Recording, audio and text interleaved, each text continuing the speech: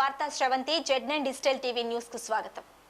ఏలూరు జిల్లా లింగపాలెం మండలం ధర్మాజీగూడెంలో శ్రీ ప్రతిభ జూనియర్ కళాశాల కరెస్పాండెంట్ సుజాత కుమారి ధర్మాజీగూడెం గ్రామంలోని శ్రీ సాయి జూనియర్ కళాశాల యాజమాన్యం తనను ఇబ్బందులకు గురి చేస్తున్నారని తన గోడును మీడియాకు విన్నవించుకున్నారు. 2024 సంవత్సరంలో సాయి జూనియర్ కళాశాలను అమ్మకానికి పెట్టగా ఆ కళాశాలను తాము కొనుక్కొని అదే బిల్డింగ్ లో కళాశాలను నడుపుతుండగా బిల్డింగ్ ని వెంటనే ఖాళీ చేయాలని దానిని మరొక కాలేజీకి అద్దెకి ఇచ్చినట్లు బిల్డింగ్ యజమాని తనను ఇబ్బందులకు గురి చేస్తున్నారని తాము కాలేజీ బిల్డింగ్ ను పెద్దల సమక్షంలో 2029వ సంవత్సరం వరకు అగ్రిమెంట్ రాసుకున్నామని కానీ ఇప్పుడు కాలేజీ బిల్డింగ్ ను ఖాళీ చేయాలని ఒత్తిడి తీసుకువస్తున్నారని సుమారు 400 మంది విద్యార్థులు ఉన్న కళాశాలను ఇప్పటికిప్పుడు తీసివేయడం అంటే విద్యార్థుల భవిష్యత్తు ఏమవుతుందో ఆలోచించాలని తమకు న్యాయం చేయాలని మీడియా పూర్వకంగా అధికారులను కోరుతున్నామని అన్నారు. ఏదైతే ఈ సాంబశివరావు గారి దగ్గర కాలేజ్ తీసుకుంటున్నామో ఈ తీసుకునేటప్పుడు ఇక్కడ ఉండేటువంటి లోకల్ లీడర్స్ గార్పాటి బుజ్జి గారు ఉప్పలపాటి ప్రసాద్ గారి సమక్షంలో ఈ కాలేజ్ అనేది ఆయన దగ్గర నుంచి మేము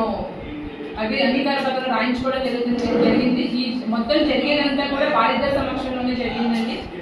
సో దయచేసి మీరు ఈ కొత్త కాలేజ్కి ఏదైతే పర్మిషన్ ఇస్తున్నారో దాని మీద మళ్ళీ ఎంక్వైరీ వేసి మాకు న్యాయం చేస్తారని ఆశిస్తున్నాను. అండ్ ఈ బిల్డింగ్ ఏదైతే ఉందో సాయి జూనియర్ కాలేజ్ ఆల్రెడీ మేము నడుపుతుండేటువంటి ఈ బిల్డింగ్ ఏదైతే ఉందో ఇది 2029 విద్యా సంవత్సరం వరకు మేమే ఇక్కడ ఉండి రన్ చేసుకుంటాము. ఎందుకంటే ఇప్పటికిప్పుడు మీరు అక్కడ కాలేజ్ ఇంకొకటి శాంక్షన్ చేశారు అని అంటే ఈ సాయి జూనియర్ కాలేజ్లో ఉండేటువంటి 400 మంది స్టూడెంట్స్ ఇక్కడ పనిచేసేటువంటి ఫ్యాకల్టీ వీళ్ళందరూ కూడా రోడ్డును పడతారండి. నేను ఈ క్యాంపస్ ఎక్కడ పెట్టాలో కూడా నాకు అర్థం కావట్లేదు.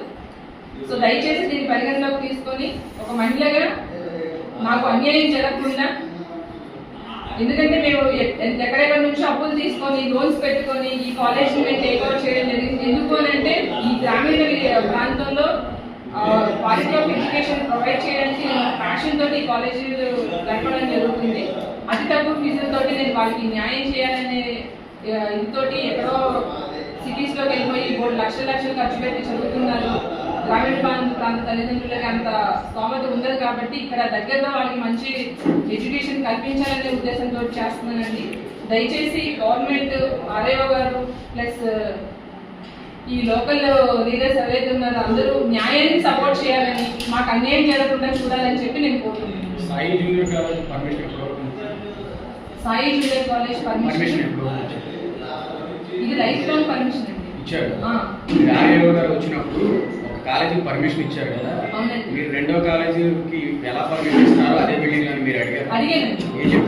ఈ అగ్రిమెంట్స్ ఇవన్నీ కూడా చూపించి పెద్ద మనుషులు కూడా ఆర్ఏఓ గారితో మాట్లాడడం జరిగింది. మా సమక్షంలోనే ఇవన్నీ జరిగింది అండి.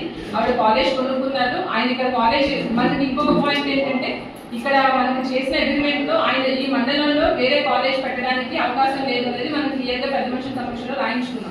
బట్ ఆయన ఏం చేశారంటే వేరే అనుచరులు పెట్టుకొని ఆయన వెనకుండి ఇదంతా నడిపిస్తున్నారు గంధం సాంబశివరావు గారు. అదే విషయం ఆర్ఏఓ గారికి పెద్ద మనుషులు చెప్పారు. నేను కూడా అగ్రిమెంట్ చూపించి చెప్పడం జరిగింది. దాని మీద వాళ్ళు ప్రాపర్ ఎంక్వైరీ చేసుకొని రిపోర్ట్ పంపిస్తామని అన్నారు. బట్ అది వాళ్ళ రిపోర్ట్ ఏమైనా పంపించారో కరెక్ట్ గా పంపించుంటే ఆల్రెడీ ఇక్కడ కాలేజ్ రన్ అవుతుందని పంపించి ఉంటే గవర్నమెంట్ నుంచి మనకి అసలు ఆర్డర్ వచ్చేది కాదు. సో అది ఏం చేశారు అనేది గవర్నమెంట్ దాని మీద ఎంక్వైరీ చేయాలని కోరుకుంటున్నాను. మీరు ఆర్ఏఓ గారి మీద కూడా కంప్లైంట్ చేశారా? ఒక బిల్డింగ్ ఆల్రెడీ పర్మిషన్ ఇచ్చారు, అదే బిల్డింగ్ లోకి ఆర్ఏఓ గారికి కూడా కంప్లైంట్ లెటర్ పెట్టానండి. ఆర్ఏఓ గారికి నేను కంప్లైంట్ లెటర్ అంటే ఇక్కడ ఆల్రెడీ సాయి జూనియర్ కాలేజ్ నడుపుతున్నామండి, పలానా టైం వరకు అంటే 2029 వరకు మాకు ఇంటర్నల్ అగ్రిమెంట్ ఉంది. దానికి ఆల్రెడీ మీరు షిఫ్టింగ్ ఆర్డర్ ఇన్స్పెక్షన్ చేసి మీరే గవర్నమెంట్ పంపించారు. షిఫ్టింగ్ లో ఉంది, ప్రాసెస్ లో ఉంది ఈ సాయి జూనియర్ కాలేజ్ బిల్డింగ్ అనేది. మాకు అది చూపించే కాలేజ్ అన్నారు. నాకు 2029 వరకు రెంటల్ అగ్రిమెంట్ ఉందండి, నేను ఎక్కడే నడుపుతాను అని కూడా నేను ఆయనకి తెలియపరచడం జరిగింది. రిటర్న్ గా ఆయనకి కంప్లైంట్ కూడా పెట్టడం జరిగింది. అయితే గవర్నమెంట్ వ్యవస్థలు మేనేజ్ చేసి ఒకే బిల్డింగ్ లో రెండు కాలేజీలు గవర్నమెంట్ మేనేజ్ చేసి ఏంటంటే ఇక్కడ సాయి జూనియర్ కాలేజ్ నడపట్లేదు అనేది వాళ్ళకి మభ్యపెట్టి ఇక్కడ వనితా జూనియర్ మహిళా కళాశాలకి అప్లై చేయడం జరిగింది.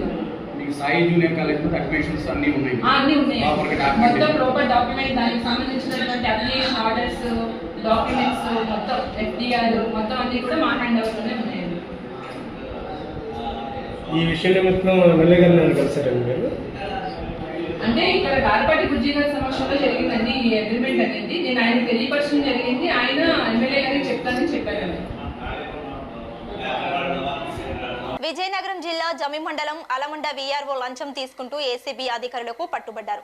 అలమండకు చెందిన మిడతాడ సూర్యుడమ్మ జామి తహసీల్దార్ కార్యాలయంలో తన భూమిని ఆన్లైన్ లో మ్యూటేషన్ చేయటకు దరఖాస్తు చేసుకుంది. దీంతో వీఆర్ఓ ఆర్నేపల్లి వేణు వారి నుండి 15,000 లంచం డిమాండ్ చేయడంతో వారు ఏసీబీని ఆశ్రయించారు. మంగళవారం రాత్రి వీఆర్ఓ లంచం తీసుకుంటుండగా ఏసీబీ అధికారులు రెడ్ హ్యాండెడ్ గా పట్టుకున్నట్లు అధికారులు బుధవారం తెలిపారు. చెరువులు జలాశయాల నుంచి పూడిక మట్టిని తరలించుకునేందుకు అవకాశం ఇచ్చింది. రాష్ట్ర వ్యాప్తంగా సాగునీటి వనరులు మరమ్మతులకు సంబంధించి ప్రభుత్వం దృష్టి పెట్టింది. చెరువులతో పాటు కాలువలలో మట్టి పూడిక తీయాలని నిర్ణయించింది. ఆ మట్టిని రైతులకు తమ సొంత పొలాలకు తరలించేందుకు అనుమతినిస్తూ నిర్ణయం తీసుకుంది. ఈ మేరకు ప్రభుత్వం ఉత్తర్వులు ఇచ్చింది.